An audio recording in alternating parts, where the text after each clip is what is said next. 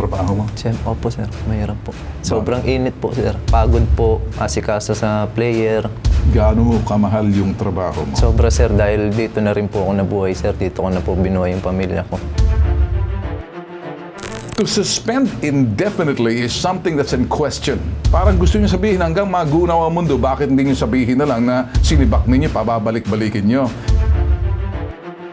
Tama ba ang ginawa ng Villamor Air Base Golf Course? Suspendido ka indefinitely. Hindi po tama na suspende o magtanggal ka ng empleyado na wala namang proseso at hindi natin alam kung hanggang kailan.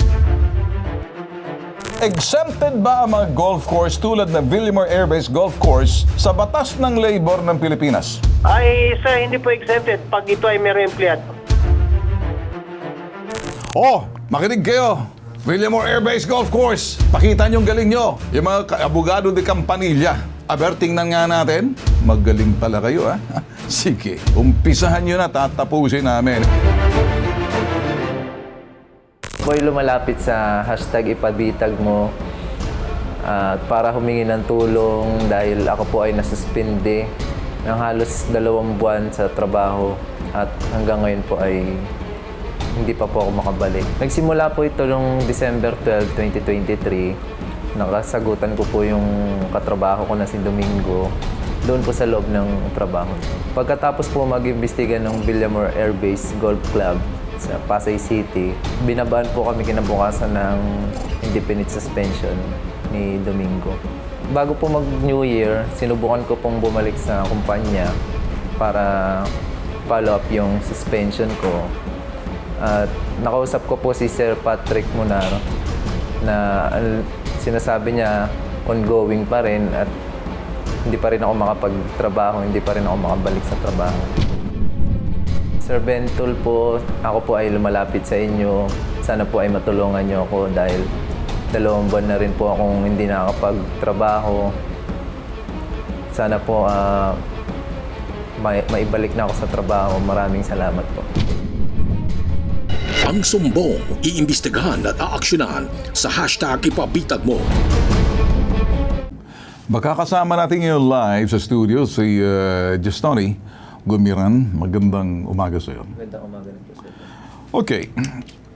Huling pakikipag-usap mo doon sa amo mo, anong sinabi nila? Yung sa pinagtatrabahuan mo. Hindi ka na makapasok? Hindi ka na pinapapasok? Hindi na po. Basta't indefinite suspension nga. Opo. Nung pangalawang araw po, binabaan na po kami ng indefinite suspension. Okay. Kailan to? December 12 po nangyari yun. Tapos nung December 14, may indefinite suspension na po. Okay. Sige. Simula ng December 14 hanggang kasulukuyan, Hanggang ngayon suspindi po, ka pa opo. rin. Kailan ka huling pumunta roon para tanungin, ma'am, okay na ba yung suspension ko? Or tinanong mo, ma'am, suspendido pa rin ba ako? Kasi hindi ko maintindihan tong indefinite suspension. Ang dating parang hanggat sa mag-uuna ang mundo, hanggang katapusan ng mundo, suspendido ka. Indefinite So, 2023, umaasa ka pa rin na makabalik ka sa doon pagiging caddy mo sa Villamor Air Base? Opo. Bago po magbagong taon, sir, pumunta pa po ako nun. Tapos, nakausap ko po si Sir Patrick Munar. Sabi po, ongoing daw po. Yun lang po yung lagi niyang sinasabi sa akin. Oo. Ongoing. Kayo ba'y tumatanggap ng sweldo doon? Sa guest lang po, pag may guest po kami, kunyari tip po lang kayo nabubuhay Opo, sa tip po. Tapos yung may caddy stab din po kami, guest din po nagbabayad nun. Okay. Ano yung caddy stab? Yung 500 po na parang pag magbabayad sila ng green fee, magbabayad din po sila ng caddy fee para sa amin. Magkano yung binabayad? 500 po. Pesos? Opo. Tapos So, aasa na lang po kami sa tip. Sa tip. So, tanong ko sa iyo, mahirap ang trabaho mo? Opo, sir. Mahirap po. Sobrang init po, sir. Init at saka? Init, pagod po, asikaso sa player. Tanong ko lang sa iyo, ikaw ba'y masaya sa trabaho mo? Mahirap yan. Bit mo yung kanilang mga... Nakasanayan na lang po, sir. Sa 10 years po. 10 years na kayong tatrabaho dyan. 10 years na po, sir. Ikaw ba marunong mag-golf? Sakto lang po, sir. May alam din po kahit konti. Opo. Minsan, okay. So, ikaw ba to? Opo, sir. Opo, Okay. sir. So, ganyan ang uniforme ninyo? Opo. Anong nagugustuhan mo sa trabaho mo? Pag nakita mo yung green na yan, berde, napakalamig sa mata. Opo, napakaganda po. Tapos marami ka rin pong makaka-entertain na iba't ibang tao, iba't ibang lahi. Okay, kwento mo sa akin, ano yung pinakamaganda sa trabaho mo, lalo na pag nandyan ka na sa golf field niya, no? Green lahat na nakikita mo, malamig sa mata? Opo, malamig po sa mata, sir. Tapos open area din po siya, parang makakahinga ka rin po ng Okay. Pero pag maluwag kayo. umuulan, basa kayo. Opo, ganun po, basa po. Kakapote na lang, sir. Kakapote kayo. Mhm. So, anong oras pag nagising ka para makarating sa golf course? Ano po, minsan po maaga, minsan po tanghali na rin. Kapag may kukontak po sa akin ng player na maglalaro ng tanghali, hindi ko na po nagagawa rin pumasok ng maaga. Yung tanghali na lang po yung papasokan ko. Okay. So, pag may tournament po, yan doon po ako nag-aaga. Okay. So, mga ilang oras ang trabaho mo? 4 to 5 hours po, sir. Pinakamatagal na po yung 5 hours. Bakit? Mabigat ba yung masyado? Hindi po, sir. Nagkaka-traffic din po kasi minsan, sir. Pag may player pa po sa nasa harap, unahan. bawal pang paluan. Okay. So, natatagalan ng Kaya ako konti. kinikwento kung gaano mo kamahal yung trabaho mo. Po. Gaano mo kamahal yung trabaho mo? Sobra, sir. Dahil dito na rin po ako nabuhay, sir. Dito ko na po binuhay yung pamilya ko. Pamilya mo dyan ang buhay. Ilang taong ka pa na magka-addict ka? Nagsimula po ako nun, sir. Tiboy pa lang po ako nun, sir, sa driving range. One year mahigit po. Tapos lumipat na po ako magka-addict. Pero kung isasama po yun, sir, nasa 10 years na rin po. 10 years ka Hanggang na. ngayon. Yan ang alam mo, pagiging caddy. Opo. Masaya ka sa trabaho mo. Masaya po ako, sir. Anong nangyari doon sa insidente? Bakit nagkasagutan kayo ng kapwa mong katrabaho? Caddy ba ito? Kasagutan? Kadi rin po, sir. Anong dahilan? Ba't kayo nagkasagutan? Nung ano po, Hindi naman kayo nagsuntukan. Hindi po, sir. Kasagutan lang. Ano po, nung pagtapos ko po mag-assist nun, sir, kasi meron po kaming caddy house, sakto po pagbaba ko, yun na po yung naabutan ko na minura niya yung magulang ko. Doon po mismo sa harap ko. Tapos natapik ko po siya doon sa may bandang dito. Okay. Tapos sinasabi niya Yung po na... magulang mo? Opo, mismo. Nandun yung magulang mo? Opo, parang magkaano po sila eh, magkalapit lang. Bakit nandun yung magulang mo? May tindahan po kami doon, sir, sa loob. Sa loob? Opo. Tapos minura niya magulang mo? Opo, yun na po yung naabutan ko, sir, nung pagtapos ko po mag-assist sa isang guest. So, may nakakita sa inyo? Meron po. Sino nakakita sa inyo? Yung mga katrabaho ko din po doon na... So, nireport kayo? Yung presidente po namin, tinawagan niya yung katrabaho ko na mag-report kinabukasan doon. Yun po, sinamahan niya po mag-report. Okay. So, inarareklamo mo Villamor Air Base Golf Course. Opo. Alam ba ng Villamor Air Base Golf Course yung nangyari sa inyo na away ng mga katrabaho naman? Wala naman sakitan. Medyo nagkatapikan lang kayo. Opo. Para sa akin, masyadong mabigat yung ginawa sa inyo. Sinuspindi ka na walang kayo ng hanap buhay na 2 buwan na, pangatlo na to. Parehas po kami. Parehas kayo. Okay, sige, ganito. Nakausap ng bitag ang Villamor Air Base Golf Course. Hindi na raw sila magsalita dahil may binabana ng kanilang legal department na final statement. Ayon sa kanilang statement, si Gestoni Gomiran ay nasangkot sa isang kaguluhan sa loob ng kumpanya. Meron daw nasaktan si Gestoni Guimaran, nakapwa-caddy niya. Ito naging dahilan kung bakit nabigyan ng indefinite suspension. Teka muna. Kung meron man, dapat pinagharap man lang para mag-imbestiga. Pero kung ganyan nga ang sitwasyon. Ito rin naging dahilan kung bakit hindi naaprubahan ang kanyang renewal of accreditation. Ayon din sa Villamor Air Base Golf Course, hindi na nila empleyado si Gestoni. Si Gestoni raw ay accredited tenant service, kaya napapasahod dito ay ang golf player lamang. Yun naman pala, hindi naman pala kayo nagpapasahod. Simple lang naman, hindi naman nabubuhay ito sa budget ninyo. Simple lang naman siguro, parang kung kakausapin. Ang hindi ko po maintindihan, hindi naman nagsasahod sa inyo ito, Villamor Air Base Golf Course. Hindi naman kayo nagpapasahod, bagkus nabubuhay lang sila doon sa sinasabing tip. At ang gusto lamang ay magkatrabaho. To suspend indefinitely is something that's in question. Parang gusto niyo sabihin hanggang magunaw ang mundo, bakit hindi niyo sabihin na lang na sinibak ninyo, pababalik-balikin niyo. Siguro dito sa director ng Monte Parlas Field Office ng Dole NCR, si Leonidas Castellon Jr. Mr. Castellon Jr., magandang umaga po sa inyo, sir. Magandang umaga po, sir. Magandang umaga po sa lahat. Okay, tatanong ko lang po sir, tama po ba sir yung ginawa rito ng Villamor Air Base kahit na sila hindi naman mga empleyado to, bagkus sila mga kadi for the last 10 years natuto na sila dun sa loob, ay hindi lang pagkakaintindihan ng kapwa kadi, nagkatapikan lang.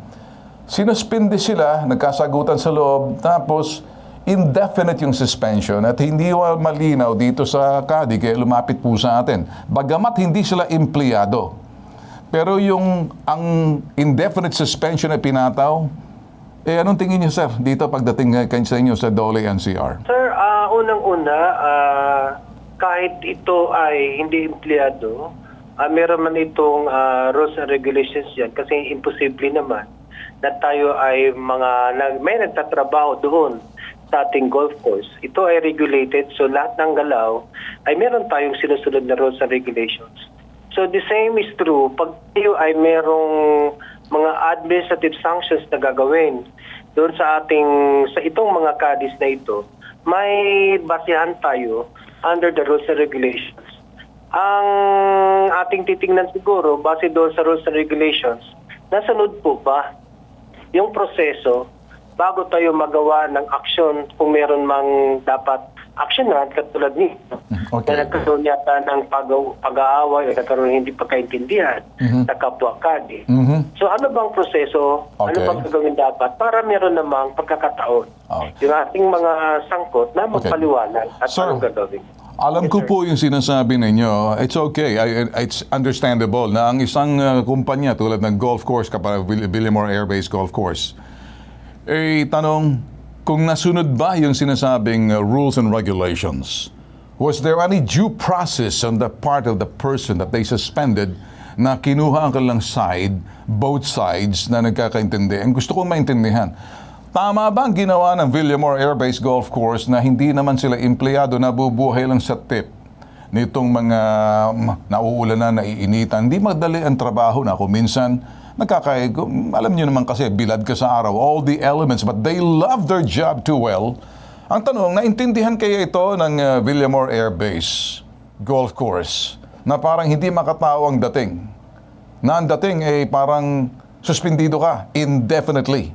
Walang malinaw na pahayag. Tama ba sa labor po natin, bagamat hindi ka empleyado or ikaw nabubuhay lang sa tip, nagaganunin mo, bastusin mo na hindi mo kinakausap, bagkus ibababa mo indefinite, walang timeline? Is that yung ba'y sa patakaran na ginawa ng Villamor Air Base Golf Course? Tama ba, sir? Kasi nagmamalaki sila, may legal daw sila. Wala po akong pakialam sa legal nila. Ang tanong, kung nga ba'y tama sa patakaran ng DOLE, Department of Labor and Employment? Okay, thank you, sir. Yan, sir, ang sinasabi, hindi po tama na mag-suspende o magtanggal ka ng empleyado na wala namang proseso na dapat dadaanan. Yan ay talagang standard po yan na proseso na bago ikaw magbigay ng aksyon at gagawa ng aksyon doon sa mga tao mo, kahit man ito ay hindi empleyado, sabi nila, this is kadi at walang employer-employee relationship, but sila ito ay nagtatrabaho doon sa loob ng golf course. At so, kung meron mga aksyon o gagawin ang ating Villamor Air Base Golf Course, dapat may proseso. Yes, Hindi sir. po pwede na sasabihin din na ito ay indefinite at hindi natin alam kung hanggang kailan Yes, yes, yung magiging suspension or kung ano mang action ito. So yan lang dapat nating malaman. Siguro what we can do. Okay. Pag titingnan natin ito. Makatao pa po, sir, ang ginagawa ng Villamor Air Base Golf Course dito po sa mga kading, nagtatrabaho sa kanila na walang sweldo, pero kung umasta sila, nakala mo napakalaki ng sweldo na meron silang moral authority to this person to discipline them, other than saying, hindi ka na pwede, indefinite suspension na dahil di nagkaintindihan. Makatao po ba yun, sir, ang estilo ng ginawa ng Villamor Air Base Golf Course? Sir, hindi po katanggap-tanggap sa atin. Okay. Kahit sa amang organisasyon tayo, na ang isang tao, papatawan mo ng isang penalty na hindi mo man lang napakinggan at binigyan ng Yes. pagkakataon magpaliwanag. So, kailangan siguro dapat susundin Yes. para naman maging maliwanag sa bawat isa, ano ba ang nagawa at ano ba ang dapat penalty nito at anong gagawin. Yes, yes, sir. Para klaro po. Paano pag sinabi ng Villamor Air Base Golf Course, exclusive country club kami rito kaya gusto namin magagawa ang gusto namin magawa, covered pa rin ba sila ng Department of Labor? Sir, unang-una, bukod dito sa CADI, meron itong empleyado. So, meron po tayong pwedeng matingnan doon. Kung na dapat naming titingnan dahil sila ay sakop sa aming jurisdiction. So itong sa CADI, parte ito doon sa ating mga gumagawa doon o nagtatrabaho sa golf course. So isa din isa sa titingnan siguro natin, kahit sabihin natin na hindi ito empleyado, pero ito ay nandoon sa workplace mismo ng golf course na ito. So sa ibang aspeto ng ating employment, lalo na yung safety standards na sinasabi, so parte ito, hindi natin masabi na hindi ito parte. So itong ating mga CADI, sinasabi natin kanina na maaaring sabihin mo na walang employer-employee relationship. But meron tayong proseso, yun lang ang ating titingnan. Meron tayong proseso, hindi mo basta na lang na tatanggalin o isuspende mo yan. Yun ang hindi nating titingnan siguro, nasunod ba? Okay. Kasi kung hindi, merong problema tayong nakikita doon. Sir, isang tanong pa. Exempted ba ang mga golf course tulad ng Villamor Air Base Golf Course sa batas ng labor ng Pilipinas? Ay, sir, hindi po exempted pag ito ay merong empleyado. Eh, anong tawag po natin? Maaring hindi employer-employer relationship but they use the services na itong mga CADI na ito nagtatrabaho sa kanilang golf course at nabubuhay lamang sa tip o ano man yung sinasabi nilang binibigay nila. At hindi po magaling ang trabaho dito. Nabababad po sila sa mga elements. Baka kasi hindi naman natin sinasabing obligahin sila na gawing empleyado bagkos yung makatao. Kaya pag ganito po, baka pwede mag-abusado po kahit anong mga golf courses na yan. Kaya ngayon pa lang, sinisilip na po natin dito po sa Villamor Air Base Golf Course na to, na kung ito ba'y tama ba, exempted ba sila, na pwede nilang gawin na lang na ganito na hindi na susundin ang batas ng Pilipinas tulad ng batas ng labor natin. Na bagamat hindi sila empleyado pero sa loob ng kanilang golf course. Ay tanong ko lang po sa inyo kasi hindi na po pinag-uusapan employer-employee relationship. This is about human. Sometimes, you're interacting. There's a human factor dito. Hindi naman mga artificial intelligence to ng mga CADI na to na pwede mong hindi magre-reklamo yan. Ibilad mo, maulanan, mainitan. Sir, tao pong pinag-uusapan natin dito. Correct po, sir. Tama po yun. Kahit sabihin man nga natin na yung kanilang sahod ay hindi nanggagaling sa Villamor Air Base Golf Course na ito. Dahil ito ay nanggaling doon sa mga players na naglalaro sa golf course. Pero may espeto dyan na hindi po sasabihin nila na hindi kami susunod sa Department of Labor and Employment o sa batas. Dahil yung sinabi natin na arawan at nainitan ito dyan sa pag-assist ng mga players, ay we're talking of the health of the CADIs, of the workers. So nakatulong dito. Kung wala itong CADIs, wala rin itong mga players na ito at wala itong golf course. Exactly. So, kailangan po ito at kailangan nating titingnan as a whole kung paano itong contribution nito. Kahit sabihin mo na yung sweldo nito ay hindi nanggaling sa golf course, pero meron pa tayong responsibilidad. Titingnan natin yung ibang aspeto ng ating mga CADIs, lalo na pagdating sa kalusugan. Okay. Yung issue sa suspension o kung hindi nasunod yung proseso, isa pa yan sa bagay. Kahit sabihin mo hindi empleyado, but meron tayong proseso na dapat nating observe pag tayo ay nag-suspend o nagbigay ng nagpataw ng penalty kung ano man yung dapat yung ibibigay sa CADI o sa empleyado. Sir, kami po sa BITAG, sir, pinaglalaban po namin dito yung kapakanan, the welfare, at yung estado po ng taong nag-aantay na indefinite. Pag magunaw na ang mundo, siguro sabi ng ganun, indefinite yung suspension mo. So the welfare and the status of this particular individual coming to them, manikluhod na. Ipinababayaan po ng ito'y Villamor Air Base Golf Course na parang, wag na natin po pag-usapan yung legalities kasi pinagmamalaki po nila na hindi raw po sila magsasalita kasi binaba na ba doon lang sa legal department yung final statement and yet they haven't really inform or notify yung pobreng CADI kaya lumalapit po sa atin. Ngayon, kaya po sila magbalagay ng final statement after how many how many months na, 90 days na walang sagot nung sanabi na kami papasok na, tsaka may final statement na raw. Sir, hindi ba dapat dumaan din to sa inyo kahit na paano for the welfare and the status of this particular CADI? Maaring walang no employer-employee relationship, pero yung kapakanan lang, yung makatao, ang mga CADI po nabibilad, nauulanan. Mabit-bit po ng mga golf bag na yan, ang bibigat na yan. Hindi ba lang nakikita kung paano, meron man lang human factor ang gusto kong makita rito na dapat tingnan ng mga Department of Labor, DOLE, na para wag maulit to, baka may pang-aabuso na pong gagawin sa trabaho tulad po ng mga golf courses na yan na parang exempted na sila dahil parang country club, exclusive, na wala na mga dole-dole. May sarili na silang exclusive laws and regulations. Well, sir, nasa Republic of the Philippines pa rin po sila eh.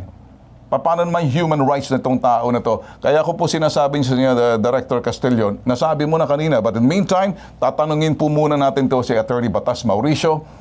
Attorney Batas Mauricio, nakikinig po kayo. Magandang umaga po sa inyo. Magandang umaga po, Ginoong Ben Tulfo. Magandang umaga po sa ating panauhin mula sa Department of Labor and Employment at magandang umaga po sa bayan ng Pilipino na narito sa ipabitag mo ni Ben Tulfo. Exciting po yung issue na yan, Ginoong Ben Tulfo, mga kababayan. Pangunahin po ang pananaw po ng batas dito. Well, maliwanag po na sa kasalukuyan wala pong employer-employee relationship sapagkat sa pamamagitan ng katalinuhan nito pong mga nasa Villamor Air Base Golf Course. Sabi nakagawa po sila ng isang sistema na yung tao na kumikilos sa loob ng kanilang golf course nag-aakyat ng pera sa kanila, Ginoong Ben Tulfo, ay hindi ituturing nilang empleyado. Hindi nila sasanguran, hindi nila babayaran yung mga kontribusyones sa mga benepisyo katulad ng SSS, PhilHealth, Pag-ibig at pati na withholding tax. Yun po yung binabanggit nila. Pero sa totoo lang, ang pagkakaunawa ko po, may kontrata itong nagre-reklamo dito sa atin na ibinigay ng Villamor Air Base Golf Course. At yung kontratang yan, Ginoong Ben Tulfo, mga kababayan, ay kailangang naaayon sa batas at ang pagtupad dyan naaayon sa batas. So maliwanag po, sakop pa rin po sila ng batas kung hindi man ng batas sa paggawa. Yung pong Articles 19, 20, and 21 ng Kodigo Sibil ng Pilipinas tungkol po doon sa binabanggit nyo kanina pa na human angle. May artikulo po tayo noong pang 1950s, nandiyan na sa Kodigo Sibil, tungkol sa human relations. Ang sinasabi po ng Kodigo Sibil, dito po sa mga ganitong sitwasyon, lalo na yung mga mas nakakaangat, yung isang kakontrata dahil siya may-ari ng korporasyon, sabay sa kanyang pagkilos, sa kanyang mga karapatan, hindi niya pwedeng yurakan ang karapatan ng ibang tao, lalo na yung kanyang kakontrata. Yun po yung nilabag nila dito po sa Kodigo Sibil ng Pilipinas, Ginoong Ben Tulfo. Okay. Attorney, maging malinaw yan. Ikaw, mayroon ba kayo mga pinirmahan na mga rules and regulations sa loob? Yun po sa accreditation form po. Opo. Meron nga, attorney at saka director, dalawa na po kayo. Ayaw po kasi makipag-usap ng Villamor Air Base dahil sa kanila, sana po nila, sabi nila, di raw sila magsasalita at may legal department naman daw sila. Bahala ng legal department nila. Kita mo mga pagiging suplado nito mga lintek na to, parang exclusive country club for parang exclusive boys club to. O parang ganito ang dating. So tingin niyo po at director sa NCR ng DOLE at kayo Attorney Batas Mauricio. Kasi parang pinagmamalaki nila, they can do whatever they want because they have their own legal department. What do you think? Well, sa batas po, Ginoong Ben Tulfo at kay Director, abay, hindi po tama yon. Kagaya po ng binabanggit natin, may tungkulin silang maging makatao. Hindi po ito hinihingi lamang natin dahil nga sinasabi natin kailangan nilang maging makatao. Tungkuling legal po. Tungkulin po sa batas yan, Villamor Air Base Golf Course Corporation o kung ano man kayo. May tungkuling kayong pangalagaan ang inyong mga pinakikinabangan at nag-aakyat po sa inyo ng kita. Tama po si Director kanina pa. Tama po si Ginoong Ben Tulfo. Kung wala po yung CADI, sino pupunta sa inyo? At kung walang pupunta sa inyo, paano kayo kikita? So, hindi po tama yung ginagawa niyong pagsisilensyo. Magpaliwanag po kayo, Villamor Air Base Golf Course. Corporation. Ayan. Kayo naman, Director, tingin nyo, Director. Siguro po, titignan namin itong kaso ito, baka ito ay maulit pa sa iba. Yes, sir. Siguro, may request namin, sir, ang inyong opisina. Yes, sir. Pwedeng ma-endorse namin ang ating nagreklamo Okay. at magawa namin ng paraan at anong assistance ang pwede namin ibigay sa kanya para maayos at matugunan itong problema. Okay. Kung pwede po na maibigay po sa amin, Yes, sir. sa amin yung complainant. Opo. Sir, may tatanong lang ako. Total, nandito kasi Dole. Hindi ba pwede mag-qualify sa tupad tong kawawa naman to, disadvantage, whatever, Okay. na ginagamit ng ibang mga politiko sa mga pamilya na hindi naman mga empleyado ng Dole? Kayo po sa Okay. Dole, magka-qualify ba sa tupad to, kinawawa, na walang kinikita ngayon? Sir, walang problema kung under sa tupad guidelines mag-qualify ito. Walang problema. Iwan ko lang kung taga saan itong complainant. Taga Basta saan pag ito sa aking area, Taga-Taguig. I can... Yes, sir. Sa Taguig po siya, sir. Baka matulungan na lang po natin, sir, ano? Opo, kung anong mga ibang programa ng Department of Labor and Ayun. Employment, kung livelihood o kung Yes, sir. anong mga assistance na maibigay natin, we are willing to help kung kaya naman namin maibigay at pwede naman po. Yes, sir. So, yun lang po ang kailangan namin yung kanyang Yes, sir. detalye. Gagawin para po namin, maayos sir. natin. Gagawin po Maraming namin, salamat sir. po, Sir Ben. Okay, we will endorse this complaint sa inyo. At the same time, sir, makakatulong din siguro kayo kaysa naman yung mga politiko na hindi naman involved sa Dole, namimigay, pinamamahaging ka ng mga kakapal na mukha, matataba na mukha sa mga tarpulina, parang sila may-ari ng tupad. Samantala sa Dole naman yan, sa inyo yung po, sir. Ano? So, sir, i-endorse po namin to, makikipagtulungan pa kayo sa inyo. Attorney Batas Mauricio, kinakailangan din namin ang tulong mo rito para medyo ito'y madrama at wag maulit sa ibang mga golf course panlalabis at pangapi na mga pang-aabuso nito mga exclusive golf courses daw. Attorney. Tama po kayo. Meron pa pong isa dyan. Dyan din sa mga golf courses, Ben Tulfo. Yung payong girls, Ben Tulfo. Kasama din po yung mga kababaihan na yan na naaabuso. Ayun, ako. Naaabuso dahil pinakikinabangan ng golf courses. Ayun, attorney, alam na namin yung sexual harassment doon sa mga kadira ng mga babae. Alam ko yan. Opo. Ako, Mariosep na ito At dapat. marahil po, Ben Tulfo, kailangan tignan ito ng Kongreso. Pati na yung mga party list dyan. Kasi po, Ako, hindi po pwede na sabihin walang labor o management relation, walang employer-employee relationship at ang kadi o ang payong girl sapagkat pinakikinabangan po sila. Yun. They're performing Okay. duty necessary in the business of the company. Oh, yan. Kaya akin pong panalangin kung kayo po ipapasok sa Kongreso, Nako. Tulfo, Oh. kontra-abuso sa mga golf caddies at payong girl. attorney, yung sa payong girl lang ako. Yung mga payong girl dyan sa golf course, kung sakaling inaabuso, sexual harassment. Ay lapit na po kayo sa amin, ganun kasimple. At dahil hindi lang sa mga kadi, dahil nakakarinig ako, sir, inaabuso mismo ng mga opisyalis sa loob daw at kung minsan naaabuso sa loob ng golf course. Maraming salamat, Attorney Batas Mauricio, at sa iyong Director Castellon, sir. Salamat po, sir. Alright. Okay, ganito ang gagawin natin. Hindi pa tayo tapos. Okay? Exciting. Nag-uumpisa pa lang ako. Nag-warm up pa lang ako. Oh! Makinig kayo! Villamor Air Base Golf Course! Pakita nyo yung galing nyo! Yung mga abogado de Campanilla. Aber, tingnan nga natin. Tingnan natin ang gagawin. Magaling pala kayo, ha? Sige. Umpisahan nyo na, tatapusin namin. Ito po, nag-iisang pambansang sumbungan. May tatak, bitag. Si Ben Bitag. Tatak, hashtag ipabitag mo.